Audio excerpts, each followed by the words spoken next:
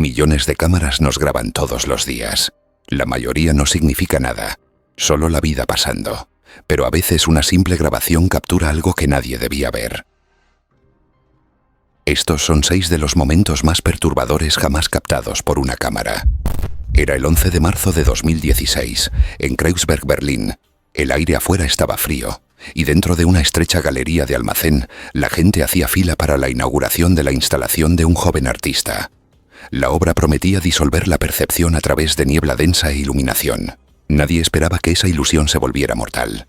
Anna Kruger, de 30 años, vivía para la pequeña escena artística de Berlín. Trabajaba de noche como barista y pasaba las tardes como voluntaria en exposiciones temporales. No era rica, pero era confiable, conocida entre los estudiantes por ayudar al personal de galerías independientes que dependían del trabajo no remunerado. Le encantaban las experiencias inmersivas. Cualquier cosa que jugara con la luz, el sonido o la percepción, y a menudo decía que el arte real debería inquietarte lo suficiente como para hacerte ver de manera diferente. Había ayudado con varias instalaciones de niebla antes, así que cuando la galería necesitó un acomodador para un nuevo evento, aceptó de inmediato. El artista utilizó niebla con burbujas de nitrógeno para crear una nube blanca a nivel del suelo. El equipo involucrado incluía máquinas de dióxido de carbono enfriado y generadores de niebla de nitrógeno destinados a grandes escenarios al aire libre, no había habitaciones cerradas. Las notas del fabricante advertían contra exceder 20 personas o desactivar la ventilación. La configuración desplazaba el oxígeno cerca del suelo, un riesgo que todos ignoraron. El evento no tenía un oficial de seguridad en el lugar ni un sistema de monitoreo de gases o misiones comunes en pequeñas galerías independientes. El gerente, bajo presión para lograr una apertura impecable, desestimó las advertencias por considerarlas demasiado cautelosas, diciendo que la niebla se disiparía por sí sola. Para las 9 de la noche el espacio estaba lleno. Docenas esperaban afuera. Teléfonos listos. El gerente apagó un ventilador para prolongar el efecto visual. Ana guiaba a los visitantes con una linterna, indicándoles hacia la puerta cuando su tiempo terminaba. Era ruidoso y caótico. La gente tosía pero se reía. Cerca del cierre, Ana le dijo a un amigo que quería un último recorrido antes de apagar todo. Las imágenes de la cámara del escáner de boletos muestran a Ana entrando sola. En segundos, su figura se desvanece en la niebla. Un acomodador notó que varias personas regresaban pálidas y desorientadas, pensando que era una reacción a las luces estroboscópicas. Cuando entró a revisar, la visibilidad era casi nula. La luz de su teléfono reveló a Ana colapsada de lado, con el rostro pálido y los labios azulados. 2 clientes ayudaron a sacarla mientras alguien forzaba las ventanas para abrirlas. Los paramédicos llegaron en menos de 10 minutos. Realizaron RCP de inmediato y administraron oxígeno de alto flujo en el lugar, pero sufrió un paro cardíaco camino al Hospital Charité. Los médicos confirmaron una lesión hipóxica por desplazamiento de oxígeno. La investigación descubrió más tarde que las máquinas de niebla continuaron expulsando nitrógeno durante más de 1 minuto después de que se apagaron los ventiladores de emergencia. El oxígeno a la altura del tobillo había caído por debajo del 10%, suficiente para causar inconsciencia en menos de 30 segundos. Un informe del cuerpo de bomberos señaló que el sistema de flujo de nitrógeno carecía de un apagado automático y que los ventiladores de extracción del techo del lugar eran insuficientes para un intercambio rápido de gases.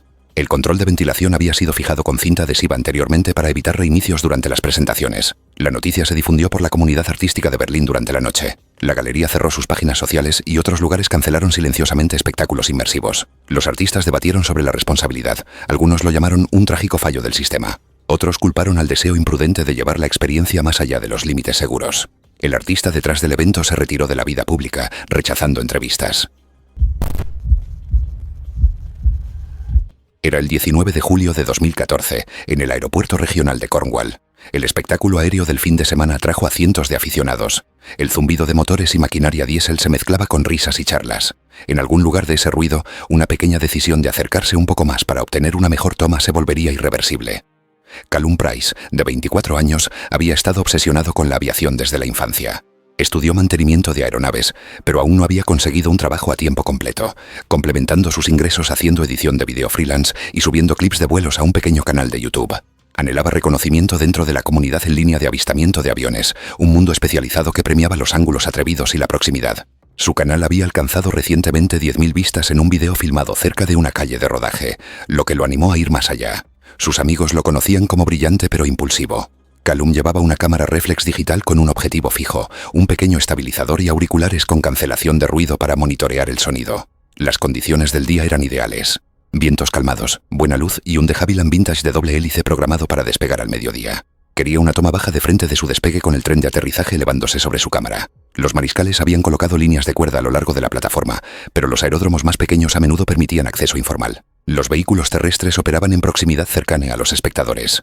Alrededor de las 11:45 de la mañana, Callum se deslizó más allá de la cuerda hasta una posición detrás de un tractor de remolque estacionado. Se agachó, alineando su equipo en un pequeño trípode apuntado hacia la pista. El tractor de remolque, utilizado para reposicionar aeronaves, estaba al ralentí entre tareas. Su conductor, ocupado con llamadas de radio, lo había dejado momentáneamente antes de volver a bordo para mover otro avión. Varios espectadores estaban filmando cerca, y una GoPro en un trípode capturó toda la escena. Los testigos recordaron más tarde a Callum ajustando su cámara durante varios minutos, ajeno al estado del tractor. Llevaba auriculares grandes que amortiguaban los sonidos del entorno. Un amigo gritó desde el área de espectadores, pero él no reaccionó. El operador del tractor, después de terminar una maniobra adelante, retrocedió el vehículo para despejar espacio para el avión en rodaje. Desde su cabina, la visibilidad hacia atrás era limitada. La posición agachada de Callum lo colocó directamente debajo de la línea de visión del conductor, oculto por el arco de la rueda trasera del vehículo. Las imágenes de la cámara de un espectador muestran las luces de reversa del tractor de remolque parpadeando. Un leve estruendo sigue mientras comienza a rodar hacia atrás. Callum, notando el movimiento demasiado tarde, se levanta abruptamente, medio girado hacia el conductor. El neumático trasero izquierdo atrapa su cadera, inmovilizándolo contra la rueda de un Cessna estacionado. Las personas en el fondo se congelan, luego corren hacia adelante mientras el tractor se detiene abruptamente. La toma amplia de la GoPro captura al conductor saliendo en pánico y a los espectadores gritando por ayuda. Los agentes de emergencia lo alcanzaron en segundos. Callum estaba semiconsciente pero incapaz de moverse, con la parte inferior de su cuerpo atrapada bajo el chasis del tractor. El equipo médico en el lugar estabilizó su vía aérea y circulación mientras los bomberos usaban bolsas de aire para levantar el vehículo.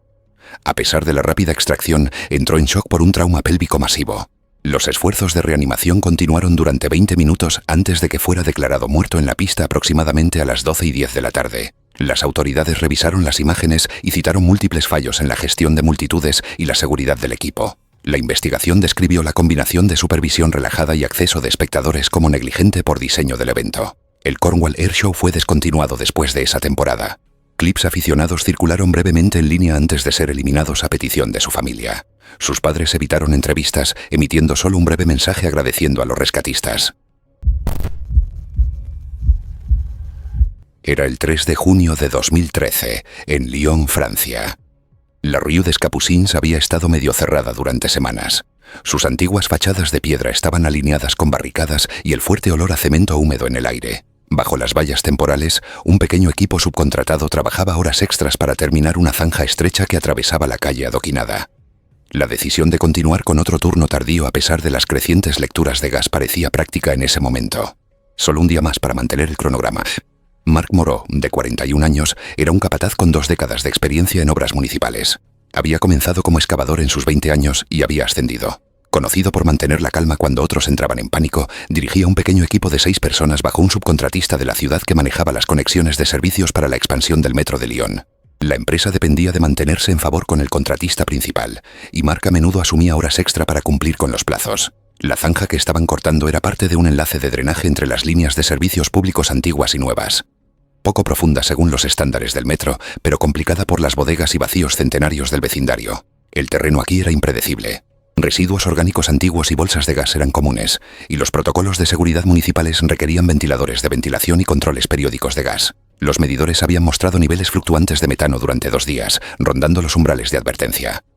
Marc, ansioso por terminar el trabajo, les dijo a sus hombres que mantuvieran los ventiladores funcionando y continuaran cortando el concreto para las losas de cierre. El riesgo parecía menor, y detenerse significaría no cumplir con el plazo. Esa tarde las condiciones empeoraron sutilmente.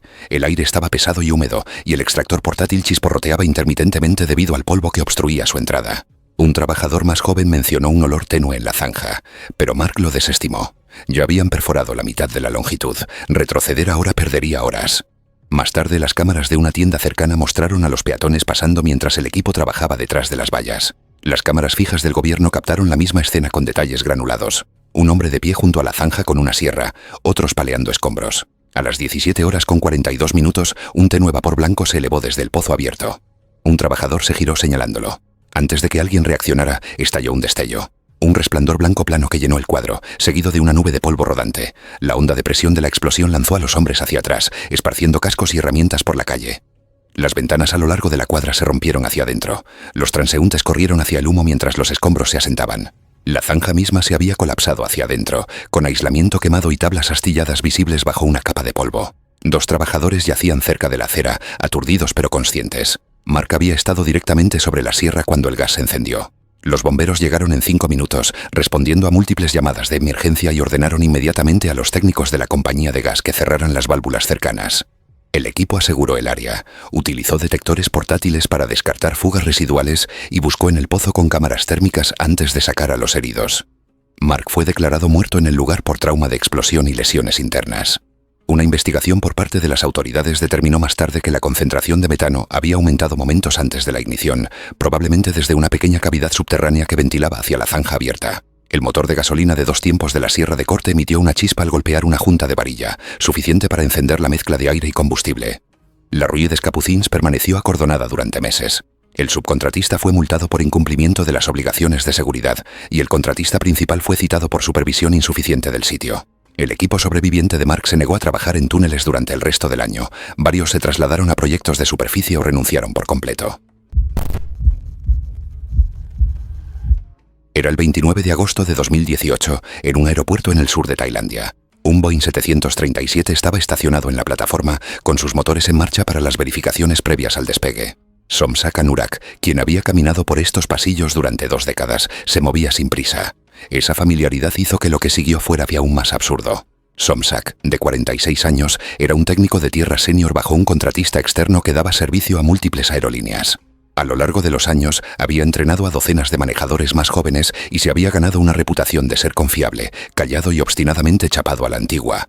Su audición había empeorado por años de ruido de aviones. Y aunque la empresa ofrecía protectores auditivos y cursos de seguridad, a menudo caía en viejos hábitos, confiando en la memoria muscular en lugar de las señales de radio. Solo le quedaban unos pocos años para jubilarse, ahorrando para una casa tierra adentro con su esposa. La plataforma esa noche estaba resbaladiza y ruidosa. Varios aviones estaban en posiciones paralelas mientras el 737 que él atendía se preparaba para un vuelo de medianoche a Singapur. Los técnicos estaban realizando una prueba de motor como parte de una prueba de energía en tierra después del mantenimiento, aún no conectado a la puerta de embarque.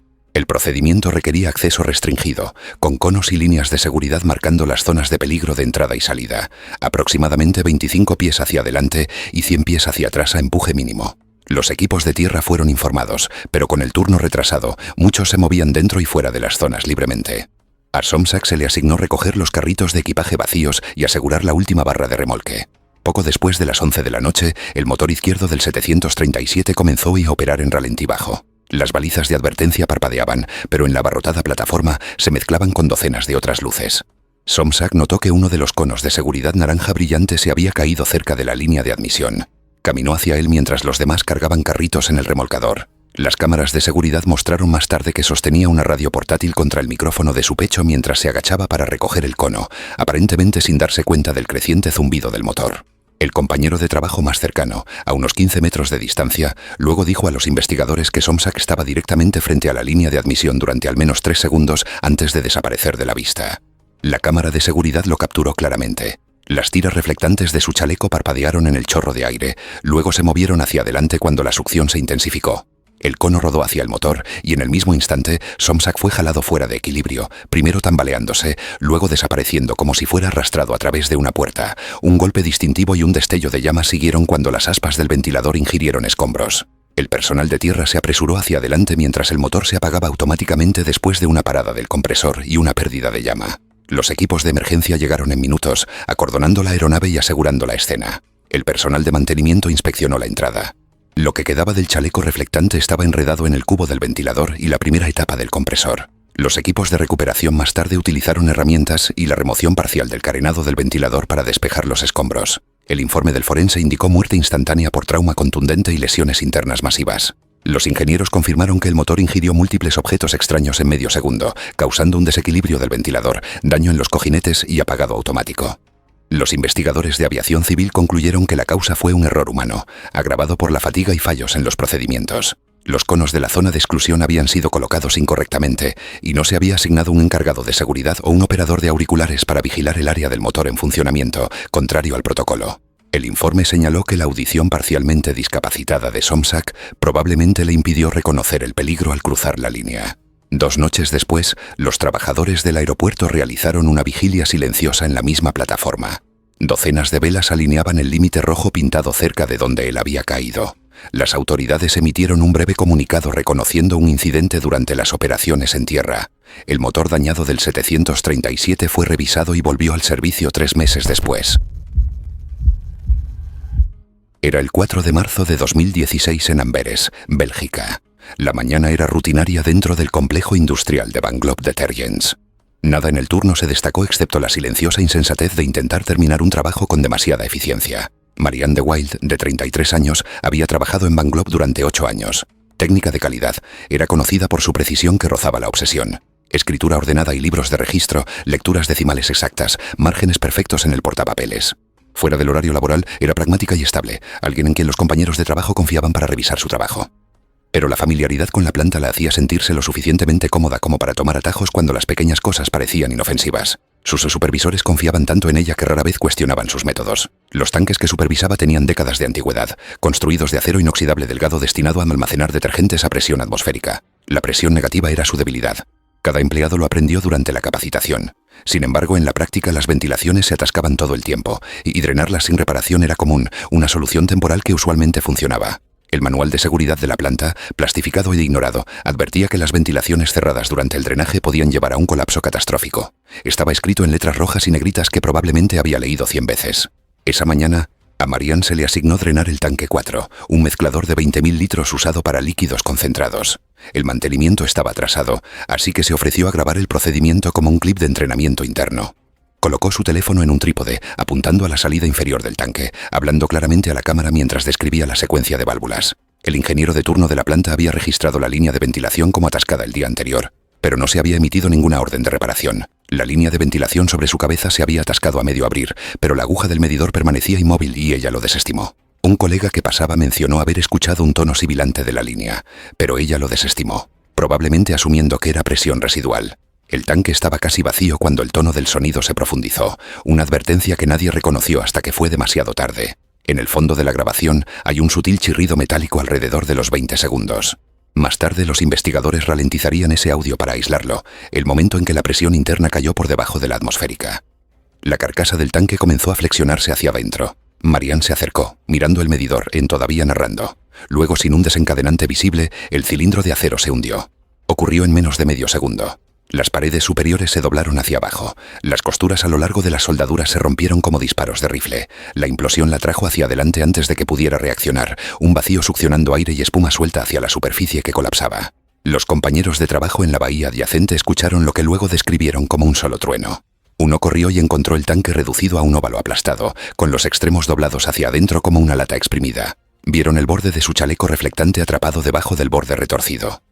Los equipos de emergencia llegaron en cuestión de minutos, pero el daño fue total, una lesión aplastante y repentina que no dejó posibilidad de recuperación. Las imágenes que filmó, con marca de tiempo 9:17 y 42, se utilizaron para confirmar la secuencia y el momento del fallo.